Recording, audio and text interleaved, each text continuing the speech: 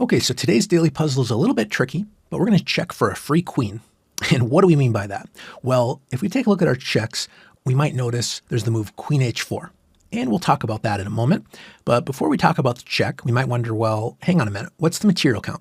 Well, white is down one pawn, which feels great, except if we look at all the other material on the board, I'm noticing everything is the same except white enjoys an extra knight. So that means although we have an extra pawn, white has an extra knight, so we're down material. So if we're thinking about, okay, well, how can I regain material? Well, notice there's a little bit of a staring contest here between the queen and our rook. So we might say, hey, why don't we just win a free queen? And if we can do it, we should.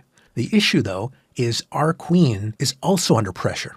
It wasn't just white's queen, but our queen can be captured by the knight. And you might say, yeah, that's fine, but then I capture the knight, so what?